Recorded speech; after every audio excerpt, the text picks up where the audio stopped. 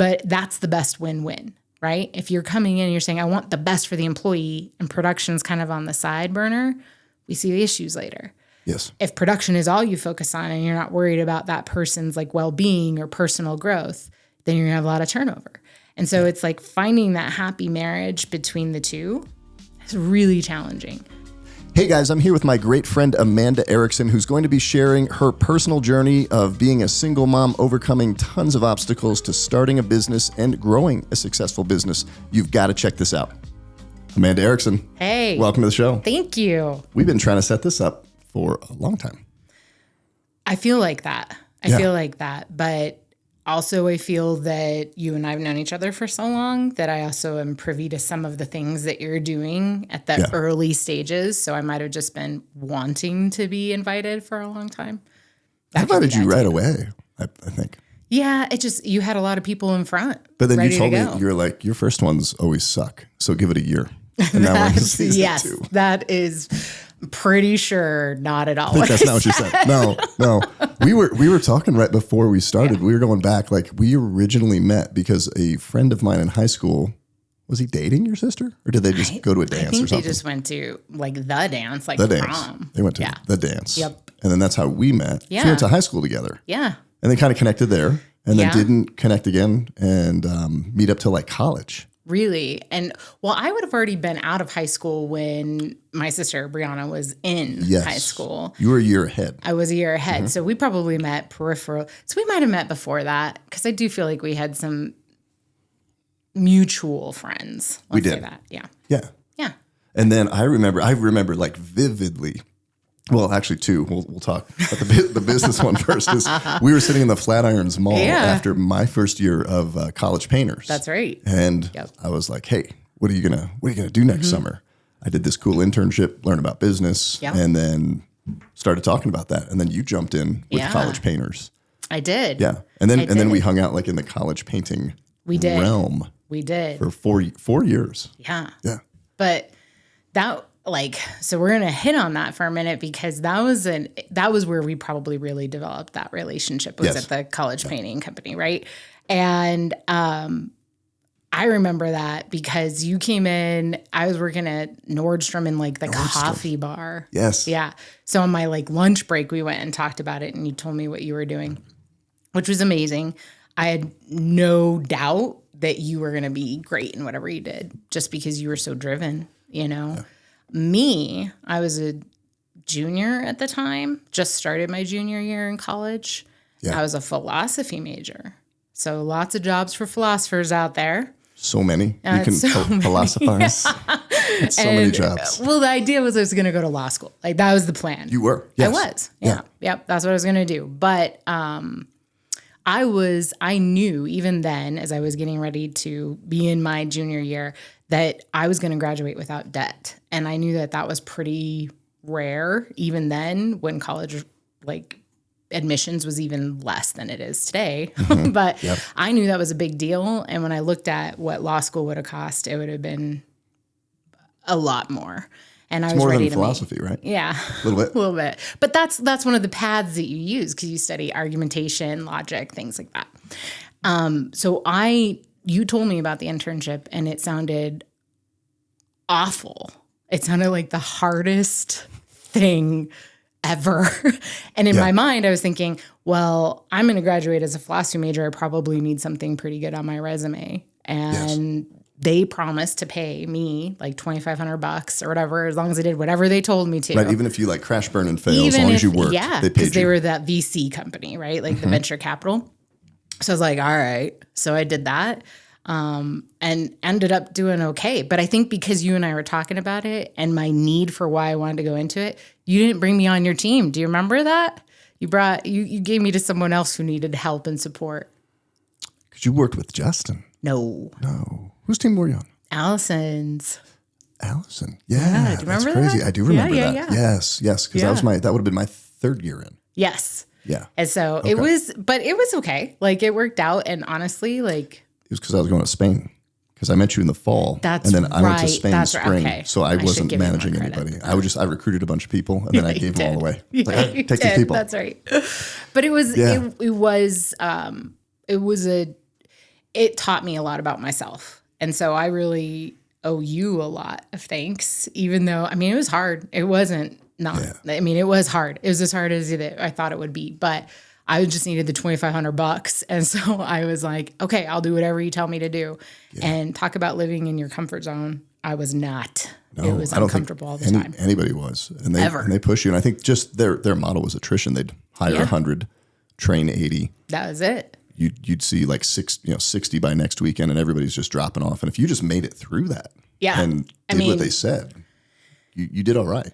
You did all right. And so that was their model, right? Is that you do what we tell you and you'll make it through. Well, I needed $2,500 no matter what. So it's like, I'm going to do whatever you tell me. And it was hard, but I learned a lot about myself and then ended up doing okay. So I was there for another 4 years. Yeah. You were there for about that long, right? A couple of years. I was 4, then out. And then that's when I got into, we did the temporary little carpet cleaning. Matt, that's right. Landauer. Yeah, I remember that. Did that and then got into the mortgage business. Yeah. And then pretty quickly back out of that. Yes.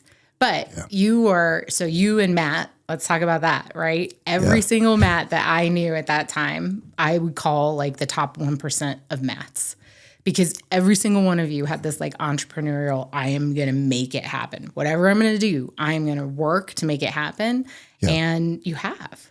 Like really. I mean, I know ebbs and flows, right? But you just always had faith in yourself. And that was what I admired when I saw you at Nordstrom that day. Yeah. And Matt was a cool guy. He was a great leader back then. Yeah. We went through everything. Were you there when we got beat up on the 16th Street Mall? I was not there. Me and him got beat up. Like no shirt, walking into IHOP 2 a.m. Had my earlobe ripped off. I know. It's pre-jiu-jitsu. I didn't know what was going on. Yeah. I was mouthing off. Yeah. After some drinking. Well, College Works was like a different thing, right? Like it was just a different thing in general because we were young and aspiring and you made money, like if you were doing well and you did all of these things. And I think to the level they could, they tried to like help us understand what to do with that. And we just were young and dumb. And I remember after I left that job, I went and worked at a sign shop. Yeah. And that was important to me because I remember one of the founders called me and said, so got a call for a reference for you, and I'm a little concerned you might be underemploying yourself because after you've done all of this, right, I wanted to just work at the front desk at a sign shop, and that's what I wanted to do. And I remember thinking, there's 168 livable hours in every week, and if I wasn't sleeping, I was working, and I wanted the job with the least amount of responsibility because you expanded out to Ohio. I did. Right? Was it Ohio, Pennsylvania? Yeah, just Ohio. Just Ohio. Yeah. And then it was when you came back from that. Yeah. And you're like, I need to just chill. Yeah. It was. A minute. Yeah. I mean, Colorado was amazing. And so how that structure worked is I ended up moving up to the VP level, and Matt was gracious and like let me explore expanding Colorado and keeping that because he was exiting. And I decided I needed a better challenge than that. I wanted to move and open a new state, which I ended up doing in Ohio. And man, we worked hard. It was a different kind of world, learned a lot, amazing people, like really enjoyed that experience until I didn't. And I, to this day, couldn't tell you, but you know that the model is attrition, right? And so you go and you have to hire a bunch of people. And then that first training that you do is really going to tell you whether you're successful or not in that business. And we hired the numbers. I don't know what happened, but in our first training, like a third of the people showed up. Yeah. And that was rough. It was a big attrition. It was for hard. you on that first one. It was really I remember hard. When you called me about that. We don't even know to this day. Like we don't know like what happened or if there was, I couldn't tell you. I couldn't tell you, but it was, we still worked really hard to make that the best that we could. I'm proud of still what we did because we just stuck it through the end. But by the end, it was like, that's a hard lesson to learn. Yeah. And I was ready. And so I moved back to Colorado and new place and just needed enough money so that I could feed my dog, have a 6-pack of beer, pay my rent. Right. And that's where I was. That bar was like low back in the day. Freaking low. I love that. No, we were just talking about that because your son's a year ahead. Actually, of Riley. No, great ahead, but closer in age. So he's going into 12th. Yeah, he's a rising senior. Yes. I don't know if you remember this, but you and Emily, because, I was a single parent. We've talked about that. Yes. Like when Connor was first came into my life. You and Emily came to my house. Like he was still baby, like had to be 6 weeks old. Yes. I remember seeing you two sitting on my couch, and my mom and I afterwards, when you left, I looked at her, I said, "You're going to have babies." I think we went like right after that. And that's when Riley was conceived. It probably was. Well, because Connor's a November baby. Riley's a November baby. It might have been. And a year later. Wouldn't that be a cool story? Like those guys are hanging out in a little bit. Hey, did you know? Yeah, it was just cool to see you two like in such a really neat place, like with your relationship and ready to build a family. And it was cool that like holding my child and watching that happen it was neat. It was neat. And now he's almost going to be out of the house. We were talking about that. I can't even talk about it. It's like we snapped a finger, blinked an eye, and 20 years went by. Yeah, he's going to be 18. And it that is the experience, right?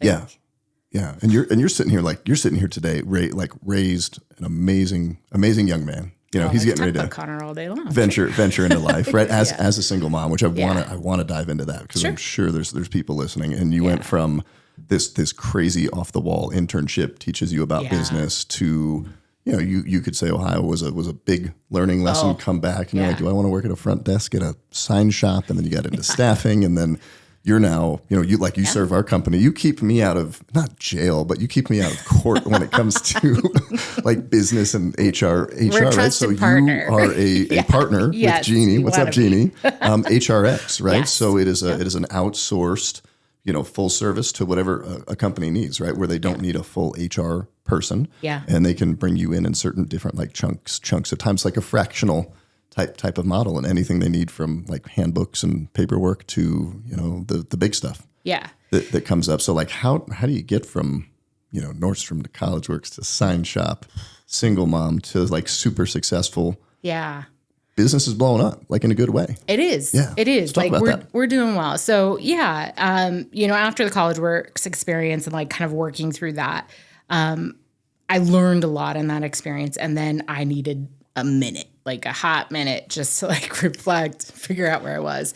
And at that time, Brianna, she was living down in Colorado Springs and was married to a military person. And so this was all around the time of when we first went to war. And so she was kind of by herself with a new kiddo. And I was like, I ain't nothing going on. So I'll come and kind of be there for support.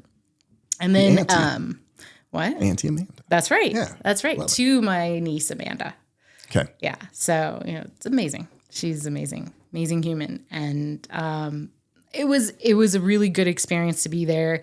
It was helpful. It was humbling in a lot of ways, like just to see how that all worked, like the military, just in general, just to see that whole operation. It was pretty powerful, and I enjoyed being able to be a part of that.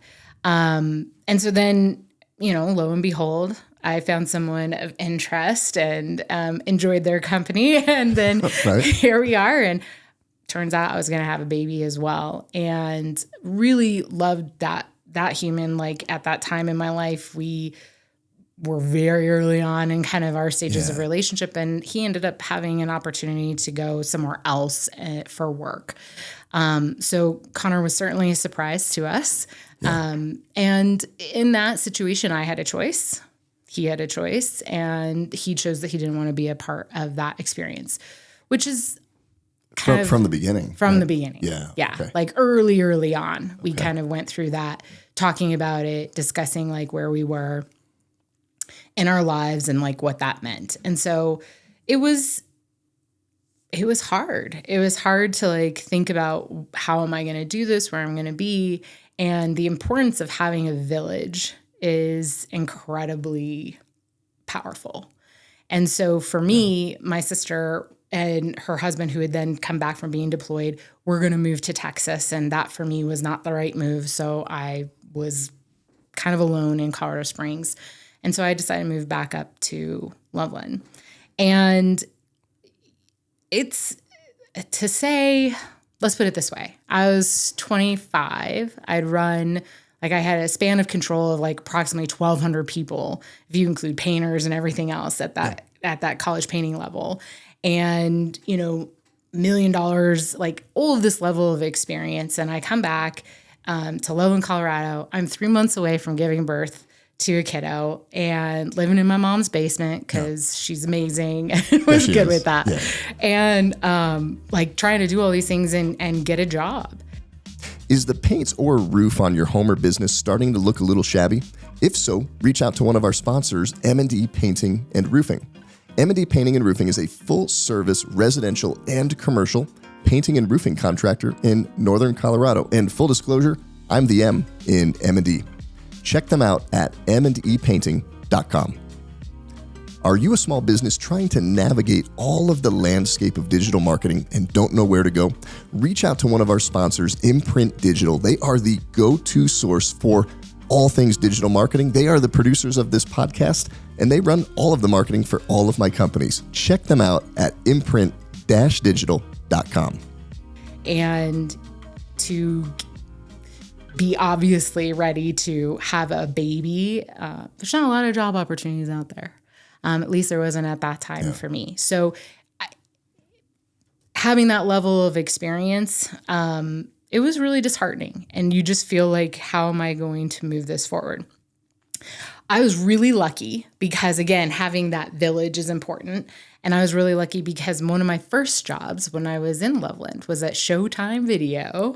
And do you remember that? Yeah. You worked there in high school. Oh, I worked there when I was 26 as well. and then back. But I remember because I was thinking back, we'd bump into each other at Showtime. Yes, that's exactly right.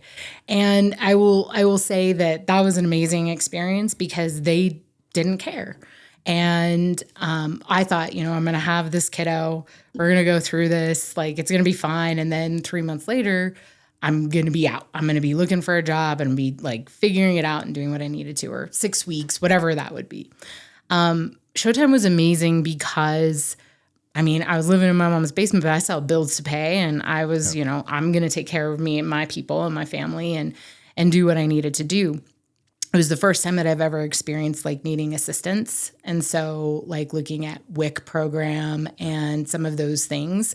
So even when you're, you know, trying to support your family and I'm living with my mom, I still had to have these support systems to help make sure I could have the child do all of those things. And it wasn't for a lack of trying. It just couldn't get a job.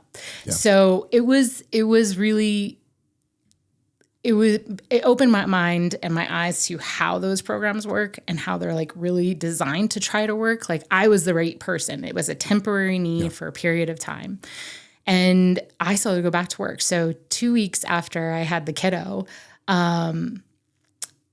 Showtime let me bring him in like one of those, what do they call them now? What are those called? You know, like things. The baby Bjorn. Yeah. Yes. Joey, how do you know this? You don't have a baby.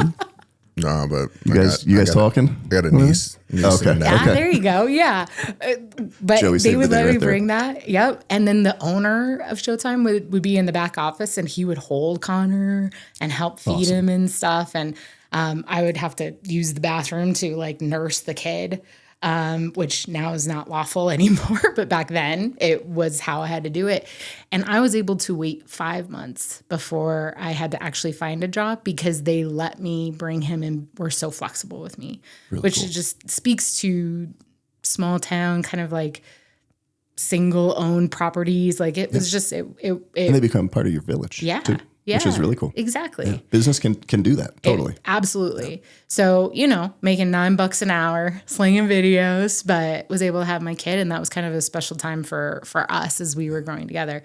And then I decided, all right, I need to get a job. So I got into staffing and I went from making like $9 an hour to making $18 an hour, like almost overnight. And you lose all assistance. But the crazy thing about that is that when I was doing staffing, working with some of the people that I was working with, you know, they're making $9 an hour. They're making $8 an hour at the time. That's kind of what it was. And I would have people who would say, this person's amazing. I want to give them a raise. And I would be like, yes, let's do this. Right.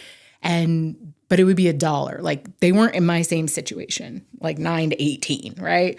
And they would say, I can't take it, Amanda. Like tell them no, because I will lose everything. And so like systemically, you look at that and you just think there's something wrong with that picture. Like, how do we help people get off of assistance if they literally have to double their income? That's not easy for a lot of people to do.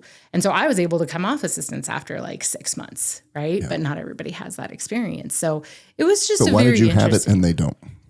What do you mean? So how did, I mean, Oh, like if what you're would tracking, change? right? Like, hey, front desk, sign shop, single mom, living in mom's basement, making $9 an hour to $18 an hour. Like if you did it, How come other people why can't can't? other people do it? Was it a drive? Was it a skill set others don't have? A desire? Was it a little bit of luck? Network? It was probably a little combination of all of those things. And one big key factor, I didn't look pregnant anymore. So I could go out and get a job when Even I though was that's ready. totally illegal for a business owner, right? 100%. And you tell us this all the 100%, time. yeah. But the reality is they're not going to Sure. probably look past that, right? Right. Okay. I mean, I'd never not been offered a job before. And I was like, I found I was just up against every wall. So a big shout out to Showtime for giving me the opportunity and letting me work before my kiddo was born and then afterwards. And being so flexible, I had that opportunity to stay. And I think I was a good employee for them too. But when I was ready and I was like, okay, because daycare even back then was like $1,000 a month. So if I needed to have daycare, I had to have a job that I could pay for that. And so if you go from $9 an hour to $10 an hour, and there's $1 an hour difference, but now you lose all of your assistance, you're likely to not want to get a raise. For me, it was easy because now people could look at it and say your professional experience and all these other things, I was able to actually make something happen.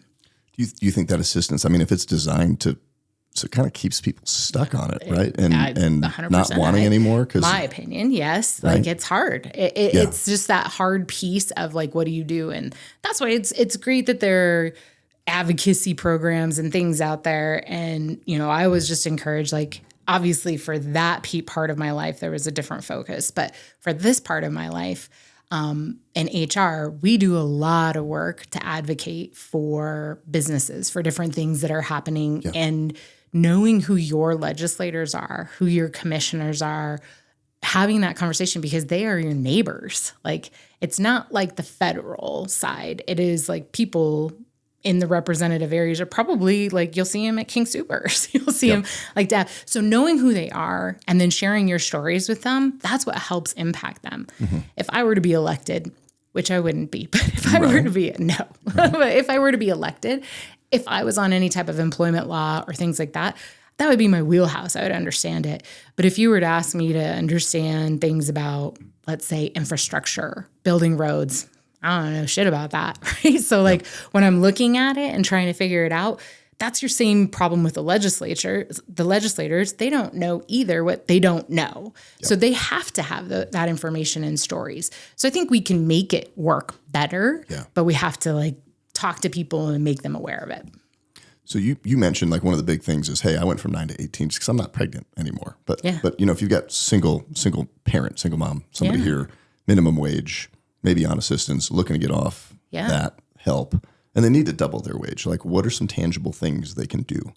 Like looking back at your story. In my experience, I think the first thing is, and like this continues to go beyond that. Like for me, I mean, $18 an hour and doing that to then now having a successful business and 14 employees. Like you just try to use your village where you can. And in my opinion, that is friends, that's family, that's sometimes nonprofit programs that are out there. There's some really great ones, even here locally in Northern Colorado, which is where we are, that help people like that. There's Project Self-Sufficiency that's out there. There are some nonprofits that really help people continue to better themselves. So I would say you have to always be willing to learn. And so for me, that was getting my PHR. I mean, when I was in College Works, when I got into staffing, I really saw that my niche was in the HR space. And you started getting your certs. I did. I got my PHR. I got my SPHR. I sat on local boards and gave back my time in order to continue to build my network and the people that I knew. So I found that passion, and then I exploited it in every way I could. Yeah. I found mentors. I did all of that. So you still have to do the work, right? Like you still have to do the work. And a lot of that was outside of work. Yeah. So when you're a single parent, having that village, that support system, it's important. And so I think that for me, that was where I was able to kind of build that out. And I was a single parent, and I say, yes, early on, the father decided he didn't want to be a part of that experience. That is his choice. I was still fortunate. He paid child support every month. He did all of those things. Yeah. So he's like, don't want to have, but I'll pay. Yeah. Like he still owned his responsibility from the side of the law, right? Right. Yeah. Now, when you're a single mom and it's like 2 a.m, you have to get up and you're the one every day that's like hanging with that kid and making sure that everything is going well. Yeah. There are certainly times that was hard for me. But looking back and where I am now and the life that I have, like I also... co-parenting, like joint custody, that is hard. I see that for people and I'm like, ooh, that's difficult. Yeah. I mean, I have to deal with having somebody else like saying, well, this is what I want to do for rules and this is how I want to do it. And because he was in another state, I didn't have to deal with not having my kiddo around for a period of time, So I look at some of those things as like, there was a plan. And, even at the time when you can't see it and you're tired and stressed and frustrated, it's like just to understand this too will pass is really important because every season of life has something. And that's, I think, the one thing that I would say, in my opinion, is that it has never hurt me to help somebody else. And I have always thought that way. And so like ever. And so if somebody needs help or needs something from me and I can offer it, even if it's in the gift of time, knowledge, resources, has never hurt me. Yeah. And also just not being too proud. I learned that from the college painting experience in Ohio. Like I had probably a lot of ego, going into that. Yeah. We did. That whole program though attracted. I mean, that's what you do, right? How much do you have to have a little bit just to run a business, right? But like back in the day, early 20s, we were both. We were the shit. That's obviously right? True. But like when I think about it, there was a lot of lessons learned in that. And so even when I started HRX with Jeannie and we were working through it, I met with you.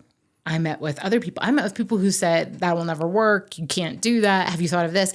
And I still listened to their feedback because I was like open to all of it. And based on that, I made adjustments to how we did things. So learning from things that don't work out is just as important as learning from things that do. And I think you're getting at just don't be too proud to ask for help. Yeah. And know that if somebody cares about you and they're giving you feedback where you're like, ooh, I didn't want to hear that. Like, that's hard. That's exactly They're not trying to crap on your dreams. Like they've got experience with that and they see it from an angle that you don't. Yeah. And you've got to listen to that. You want that. There's a whole like YouTube speech on this, but like the radical candor is what we call it, right? Like you want that person who's going to tell you, look, you sound kind of dumb right now when you say all the time. Yeah, your hair's all messed up right. with those. Thank you. Right, exactly. But as we were talking about that, like I feel like you would tell me. I would totally tell you. Yes. And that's the important thing is that you want people who will be honest with you. And honesty is hard. Yeah. It's hard to hear. It's hard to listen to. But when it comes from people who care about you, man, it makes the world a difference. And so just learning that early on from some failures in my world was really helpful. And it helped set me like forward on like what I knew I needed to know. And while I was a single parent and that was hard, I had an amazing village, good people like my family and outside of my family who really helped me through that period of time until I met like my person. Yeah. And, when he came into my life, he was the right person. Like it fit, like we were passionate and fiery and still have that like, excitement and fiery intensity, and we disagree a lot. But it also helps because then I am looking at it like I already know what I think. If I surround myself with a bunch of people like me, then I already know that. Yeah. What I need is the people who don't think like me to share information and talk through things because that's a perspective I don't see easily. Yeah. Now, when did you guys meet? Chris. You, Chris. Yeah. Your guy. Yeah, like 2011, sometime in like 2011. We can't even place it. Like that's the thing is that. Where did you meet? Did you guys have like your origin story? So I do. Okay. So that was the thing. So I was working for a staffing company and, again, like those are things like I worked for a staffing company, which was really great. I had moved kind of up in the ranks in the staffing company that I worked to, and I ended up in Denver. Then again, I was in that space where I was going to buy my first house and I was looking at it and I was thinking, I got my real estate license and I literally bought my own house and then I never did anything again. Did your one deal. I did my one deal. But I'll tell you what, like for me, it was good because then I probably like showed myself 65 properties easily in Denver. And just nothing fit. It didn't make sense. And so I was coming up here in July for 4th of July and I had the day off and my mom was like, let's just go look around, let's just go see. And the second house I saw is the one I bought. So now I'm working in Denver, but I'm living in Loveland because here I end up back again, kind of like in my hometown. And that was off of 14th, right? Or it was. I remember that. Yeah. Okay, That's exactly cool. right. Yeah. Yep. And, I'm looking at it and it was like the thing. It made sense. It felt right. So I bought it. And then shortly thereafter, somebody who had worked with me in staffing when I was up in Northern Colorado offered me a job in Loveland. And so kind of like serendipity, right? Yeah. And even though there was a season for that time and that relationship in my life that didn't continue. Like myself and that person, we didn't continue to have a long-term relationship like in the business, and that's okay. Yeah. But she introduced me to my husband. And so I look at that too. And I think, again, that's one of those situations where even when you can look back and be like, there isn't anything in my life that I would look back on and say was a mistake or didn't work out because I am like happy where I am. Yeah. And I think that's pretty cool to say in your, I'm on the back 9, I'm in my 40s, right? But it's cool to be able to say that and have that feeling be there. Well, and just all of the connections of all of the people in your life, right? That are like part of the village that exactly led right. to the next thing and the next place. Yeah. And the next story. Yeah. I was very fortunate to have had that. Yeah. I'm curious too. I just want to ask my last personal question because like so much business to dive into, but being a single mom, raising a son, how did you ensure like Connor has good, positive, like just male role models in life? Like I look at Haley, Haley's like, I'm gonna talk to mom about that kind of stuff. I'm like, yep, cool. So it's like every child needs, I think both parents. So what were some things there? How did he find that? What did you do to help with that? Kind of instill that. Yeah. Because you meet Chris 2011, so he's popping in. Connor's probably 6, 7. No, he was 4. 4. Yeah. Okay, so still pretty early. Okay. Yeah. And so Chris was amazing. However, Chris had never been married, didn't have kids, so he was like, I remember one time he was looking at me, he's like, "Man, I don't know how to do this," and I said, "Dude, neither do I." Like we're both figuring it out as we go, and that's kind of what you have to do. And I was just really honest with Connor, like all the way through to where he could understand, like even to the point of with, the fact that we were, single parent for a while. Like he knew that at whatever level was comfortable for him to understand that at certain ages. Yeah. And I had shared that with the father. I had said, listen, I respect your choice. So I will never try to find you like ever. Yeah. Unless Connor wants to. Okay. Because Connor's the last person that has a choice here. And he could someday want to find you and reach out and talk to you about things. And he never has, right? But that's always still been the thing. And I think that's because Chris helped fill that for him.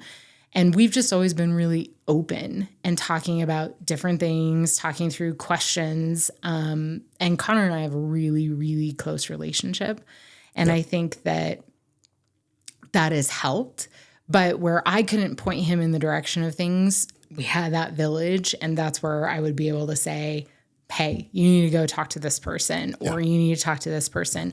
And my family's all really close. So he is a very mature and very like smart child in that sense, and has its own challenges, right?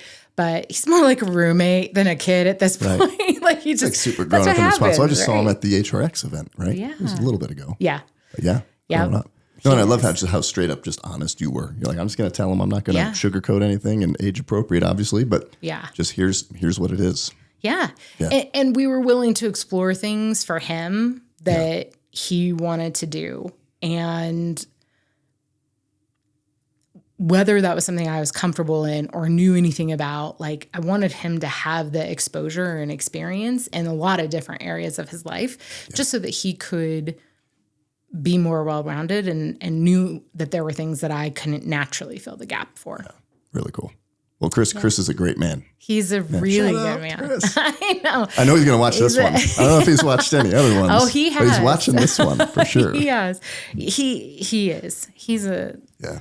I'm very lucky that he is my person. I listened to you and Emily's, the last one about, your marriage. And that's the thing. Like Connor will leave. And I am incredibly happy and sad about that all at the same time, because it's like a grieving process, and you haven't quite hit that yet. But I'm talking to people that are I'm not far from it. It's hard, right? It's hard to think about, but that's the way it should be, right? Like he should flee the nest. He should go out and really work through that. And so part of it is Chris and I have always maintained, and part of that too is just because he came into our lives after the fact. So he's always been the plus one to Connor and my duo. But honestly, like we've always worked on our relationship because we've had to. And I think we're going to be set up for success there. Both of us though.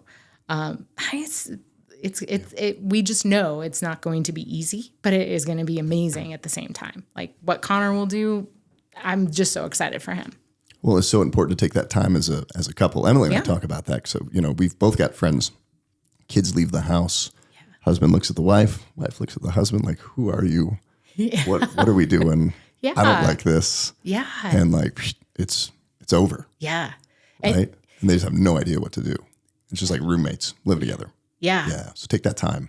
You really need to, in that sense, because that's like supposed to be your ride or die. Right? Like through thick and thin. Yeah. And Brene Brown, which is a fantastic author, she talks a lot about shame and working through those things. But one of the things that she says is, and there's a video out there that you could find, I'm sure, but she talks about how sometimes she'll come in and she'll look at her husband and she'll say, I'm at like 20% today. Right. And he'll be like, don't worry, I got you, babe. I'll get the other 80. Right. Yes. Like I together. just heard that somewhere else. Yeah. Okay. Yeah. I think that it's really important to have that. And there are some times that both Chris and I are both like, I'm at 40 and he's like, I'm at 40. I'm like, cool. It's going to be like a sit at home and just hang out kind of weekend. Let's not do this. Let's not move forward on this. That's all right. Totally. Right. It's okay giving yourself the space to be not 100%. That's important too. That's okay too. Yeah. And just letting people know that personally, business. Yes. Dude, we've talked so much personal. I thought we were going to sit here and talk business all day. No, right? we But can. I do. I want to transition into that. So you're running super successful business in a realm that a lot of listeners, people watching this, they're business owners, like they're visionaries. They get an idea, they run, they jump off the mountain, they bring a bunch of people with them. They didn't think about the plan. And like the last thing, just HR, like, whoa, right? Like you say that, like we joke about this. I hate all that and the rules and the laws. And we just don't think about it. And I think most businesses probably aren't well protected. They don't have a team. They're not thinking about those things. They're probably exposed at many levels they don't even realize. So kind of give an overarching reason that people need what you do, right? Whether they hire you or whoever it is. Someone, or just have that. Yeah, and like how do you fill those voids? Yeah. Because every time you're like, Matt, there's this new law that says, I'm like, you can't do that. I think I just did that. Or I was getting ready to do that. Yeah. I mean, there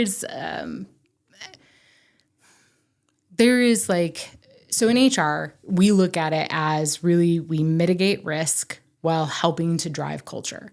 Now, I think the important thing to understand is that culture is not HR's responsibility. It is the company's responsibility. Yes. Like I can only lean in to what you've allowed me to work through. And that's varying degrees. But HR is very much about guardrails. And so it doesn't have to be like railroad tracks, right? You don't have to be that regimented. It can be like a freeway. Is that like Toby in The Office? It's Is like that who that guy is? Actually, I give a lot of credit to Toby.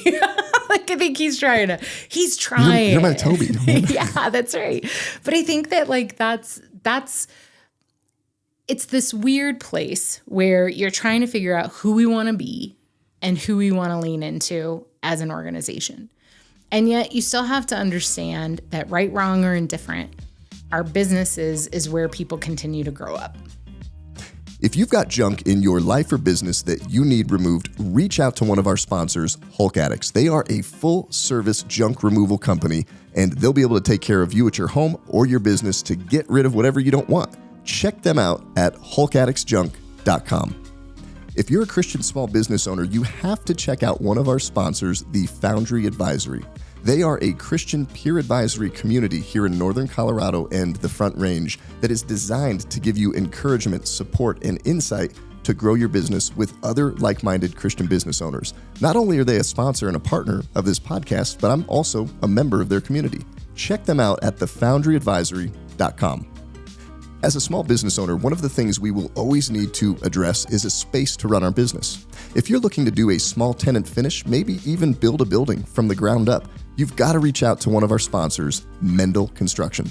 They are a full-service commercial contractor that can take care of your business needs to build the space and place of your dreams to run your business. Check them out at mendelandcompany.com. Yeah. So that's how it is here in the States, at least for the most part, right? Is that you go through grade school, you then go into maybe some kind of college experience, potentially, or apprenticeship, whatever that might be for you. But then the expectation is that the organization continues to grow you as a human. Yeah. And that's a lot of responsibility. And sometimes I've worked with clients who are like, it's greenfield, open pastures. We want people. Edit marker. Just kidding. We want people to like come in and be adults, right? Yep. Like that's what we want. We want to say, hey, we're going to give you the tools and we want you to operate as an adult and do the right things possible. The problem is that people still need guardrails. They need to know, what does that mean to be an adult in M&E? What does that mean to be an adult in HRX? What does that mean to be an adult in whatever? And that is pretty agnostic. Like, it doesn't matter what industry you're in. It doesn't matter what your widget is that you produce. It's pretty much across the board. Our smallest client is like a YouTube star with like 3 employees. And our biggest client is a large healthcare system. And they have the same issues. And it really just stems from, who do we want to be as a culture? And there's this point where in recent years, we've seen a lot of view on culture. And some of that is media driven. Some of that is just what's happened. COVID has been a huge game changer in that world. What laws do is help to provide those guardrails on a legislative sense. And so those laws are challenging. And they don't just expand in like a federal view. There's states, we have municipalities, we've got counties, we've got cities. And if you aren't like privy to that, that can be really challenging. So you can be a 25-person organization, but operating in 7 states and have more complexity than one of our clients has thousands of people in one state.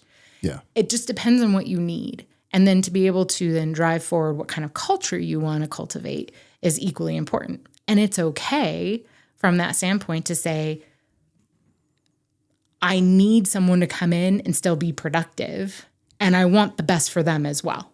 Yeah. But that's the best win-win, right? If you're coming in and you're saying, I want the best for the employee, and production's kind of on the side burner, we see the issues later. Yes. If production is all you focus on and you're not worried about that person's like well-being or personal growth, then you're gonna have a lot of turnover. And so it's like finding that happy marriage between the two is really challenging. And that's where we come in. Yeah. And that's the space we love. And how do you start to do that? So whether it's a YouTube star, 3 people, or Right. big old healthcare company, or anything in between, right? Right. Maybe you've been in business for a while, or you're just getting started. What do you see a lot of, like, what's the commonality that businesses are lacking, where you guys come in and you say, hey, we do this, and it fosters that? So I think of like the handbook, right? Yeah. what companies have an employee handbook? So a handbook, ironically, isn't legally required. It's not. It is but not. But you guys think that's pretty important. It's really important. Yeah. So And the talk reason, about that. Yeah, the reason a handbook is important is because sometimes people call it an employee manual. It can, your do's and don'ts, whatever. But what a handbook really is it A, provides those guardrails, and B, it's a welcome to your company. So this is where we help set the stage of what it is that we want to do. Now, I've done some creative handbooks, which are really interactive and provide links. But because of state requirements, specifically in Colorado where we live, there's a lot of them. So there are things that people actually have to sign off on. Now, you don't have to do that in a handbook, but then you have to have like 5 documents that you have to make sure you go over with people. So if you don't know that, then you may not be in compliance. Yeah. Oftentimes, we work with clients when we come in, and there's no judgment. HR is hard.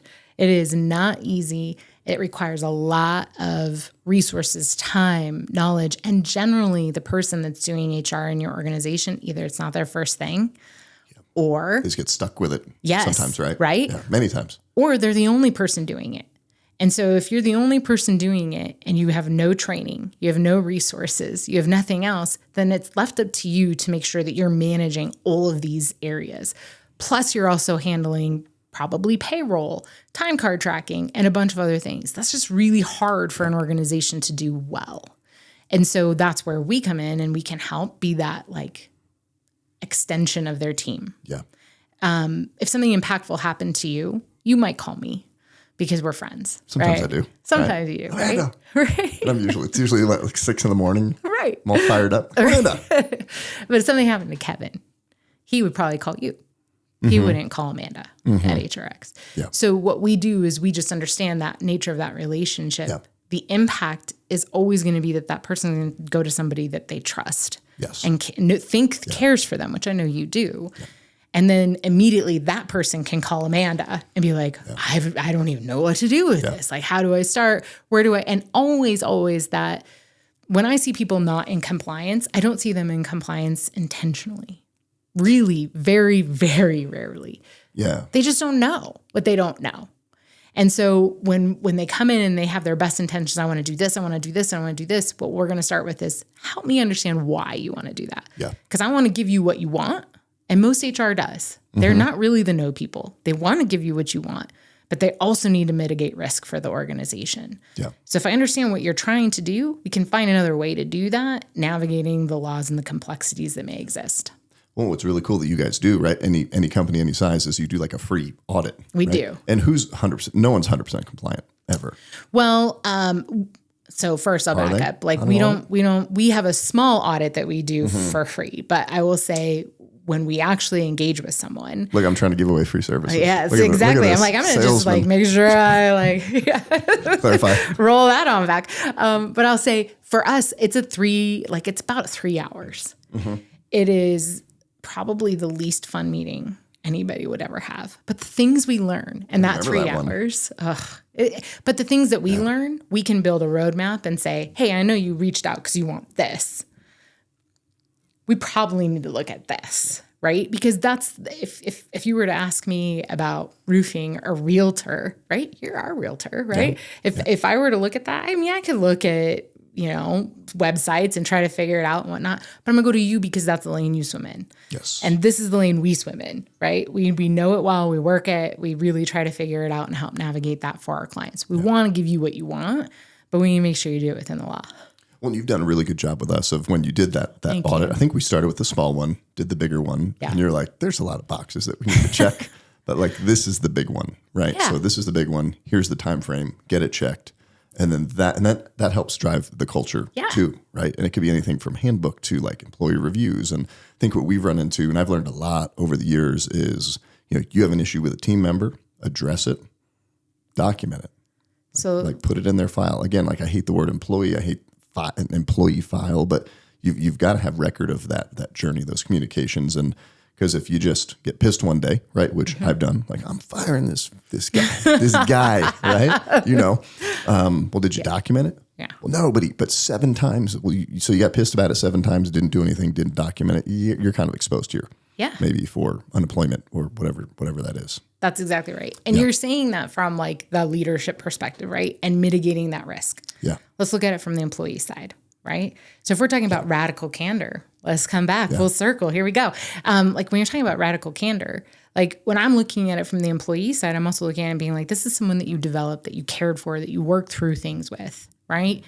And if we didn't have it, I don't think this is an issue for you, Matt, but I will say with Being radically candid. No. But I would say like for some people that we work with, it's hard to give honest feedback. But if you are that person sitting in the seat and the first time that you're really getting that feedback is when you're being fired, Yeah. that's not really a good service to that person. So when you're thinking about it from that perspective, I always ask people this. I said, and I mean, if you had to work for somebody, wouldn't you want to know whether you were meeting expectations? Yeah. Like you'd want to know that because, and you'd probably want to know that before you were let go. You should know when you're walking into that meeting and getting fired or let go or parting ways, whoever wants to call it, right? Like that's if it's a surprise, somebody missed something. You said the right word. Whenever somebody says, Amanda, I'm ready to let somebody go, my first question will always be, first and foremost, will this be a surprise? And if they say, yeah, then I'll be like, we might not be there yet. Unless you just have like a massive like downsize or financial Absolutely. where you just got to make cuts. Which has nothing to do with performance, right? Yeah. Or let's say somebody does something really egregious, like they steal money from you.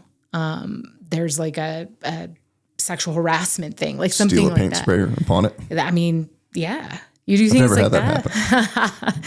You do things like that. And I mean, those are things where you're like, that's not okay. And in some areas, you start getting into felony pretty quickly. So for us, it's one of those things that it's like, if this is a performance thing, we work a lot with leaders to help understand how to provide that radical candor so that we can say to them, listen, your performance is not meeting expectations. To come in and say, hey, that wasn't as good as I needed it to be. When I say that to you, that might just feel like, oh, okay, that was a nice thing to know, right? Yeah. But if I were to say to you, listen, how you're performing in this right now isn't meeting expectations and it could impact your job.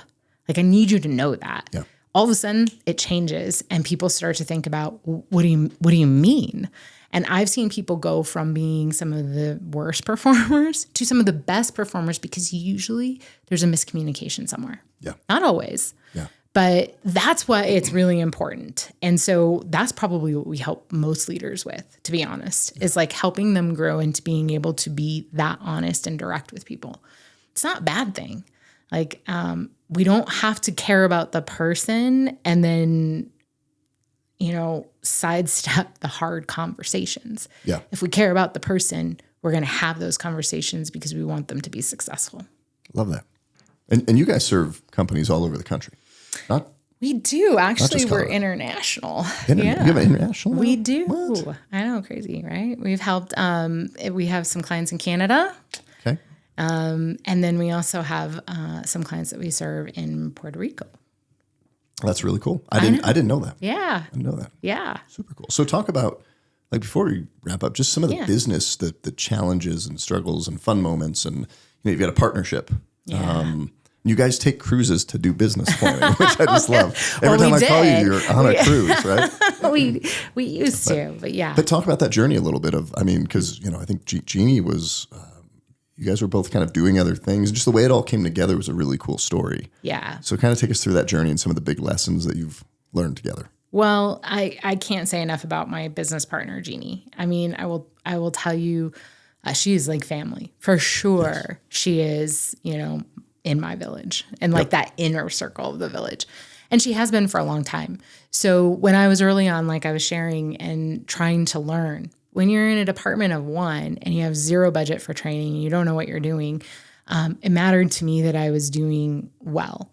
So I had two mentors and Jeannie was one of them. And Jeannie is one of those people that will give you direct feedback and be like, yeah. She's a pretty straight shooter. Yeah. Yep. And that's important to me.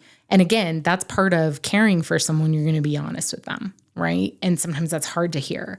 But early on in my career, we were in the same study group, and then we sat on some boards with each other, and I just started asking her to go to lunch. And she would go to lunch with me. I would pay, and she would teach me how to do my job.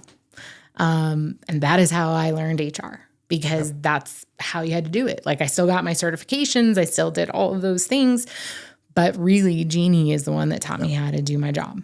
And when I worked for an organization, I've been in a lot of client-facing organizations, consulting companies. That's kind of where, like, that's easy for me, the client-facing piece. I've always been a part of that.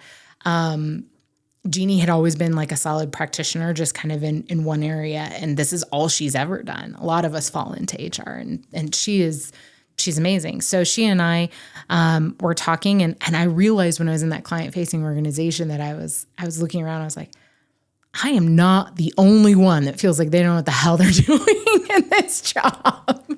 Yep. I knew that very quickly. And I said, there is a need for this. And so she was my mentor, and we just started talking about it. She said, I've always wanted to start a business. And so, move forward, things happen, and we just started. And I was full-time. She was helping me kind of like part-time on the weekends just to keep me going. Yeah. Pretty early on, we needed to hire someone because I was already like expanded. A couple years later, she was able to leave her job and then come in full time. You started the business full time. She was still working another gig and nights and weekends, right? Yeah, just and to then help went me. Full time. Yeah, love that. But that was part of it, is like how we set it up. A lot of lessons learned. Like, the reason that I needed her help is because HR is hard, it's complicated, and it's very nuanced based on the company. Like, what works for you wouldn't work for another client.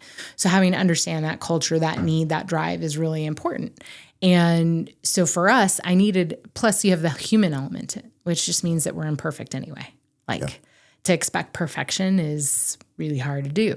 So early on in our process, we started something called DNP, which stands for damn near perfect. And so we work through that. And in our process, then we have a production, a review, and a QC, so that nothing goes out to a client without having been reviewed and looked at, so that we can make sure that we catch any errors or things like that need to happen, that when it gets to you, it is damn near perfect. And so she was that person that helped me develop that program. And she was my person that was catching things that I did. Yeah. And you guys do a good job staying in your lane, right? Because I know when I've reached out, you're like, you got to go to Jeannie, or you got to go to this person because this is my lane. Like, love you, Matt, but it's not my lane. Not going to help you. And businesses need to figure that out pretty quick, pretty early, and then stick to it. I think especially with a partnership. I think that's true. For Jeannie and I in particular, we're very different people. I mean, you know us. We are just very different people.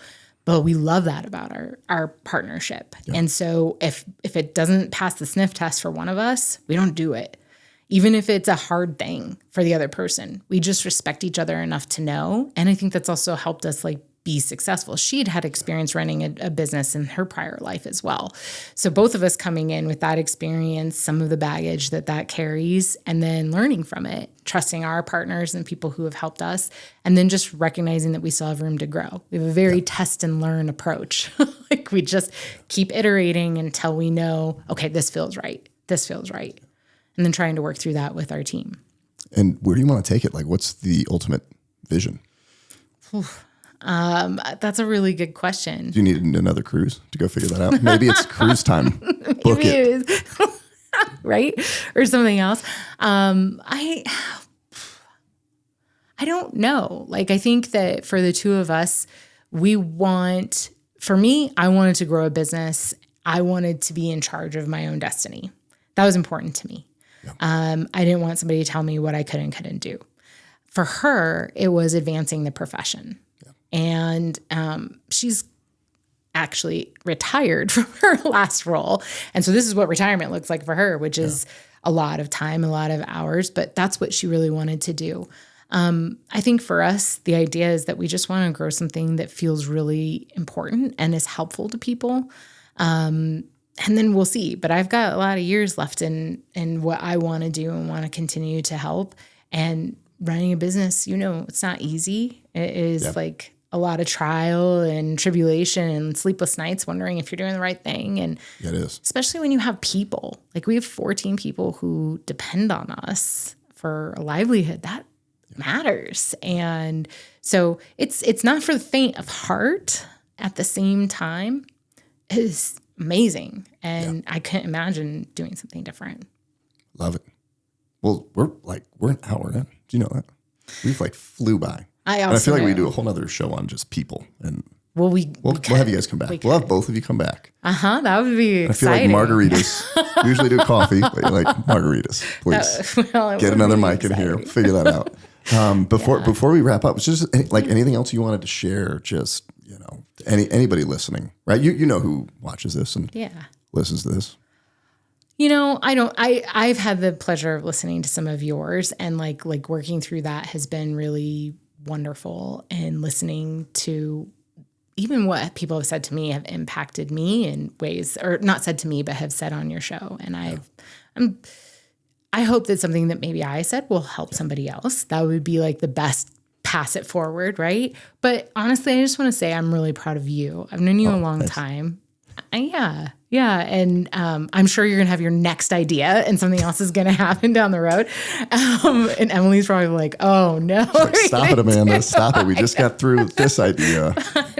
But at the same time, like I just am really, really proud of the human that you've become and how you take it seriously and how you want to, like, again, impact the world. And I think that's important. So we've come a long way from partying in Cancun with the college painters to CU Boulder and all the... We had like illegal pizza at like 3 a.m. one morning down there. That was right. Like, what do we do? Eat some burritos. That's exactly right. Yeah, that's awesome. Really cool. Memories. Really cool journey. Yeah. Well, so proud of you. Thanks for coming in. Thanks and hanging for out. having me. We wrap up the show same way with everybody. So you've got a statement that you put down on. Okay. Everybody picks that blue color too. Yeah. That's like the most famous color here that we have. Well, what's the statement you want to leave with the world when you leave it? Well, something that I kind of shared already, but we'll do it here. It says, it has never hurt me to help someone else, which is true. So be kind to people, but especially be kind to yourself. Love it. Thanks. Amanda Ericson, that's a wrap. Thank you for having me. Thanks for coming. Hey, thanks for tuning into this week's episode. Would you make sure to please like, comment, and subscribe to the channel here? And please share this episode with somebody whose life it will make better. Are you a faith-based father and you want to have the adventure of a lifetime with your son? You have to check out the father-son hike of a lifetime on the Camino de Santiago in Spain. June of 2025, I'm going to be taking a small group of fathers and sons over to Spain. We are going to spend 6 days, hike 70 miles, have some of Spain's most amazing cuisines, see some of the most beautiful places and spaces, but most importantly, spend time together bonding with our sons. If you're interested in this adventure, check out mattshoup.com. When you get to the website, click the Gentle Art of Leadership button and hover down to the Father-Son Hike of a Lifetime.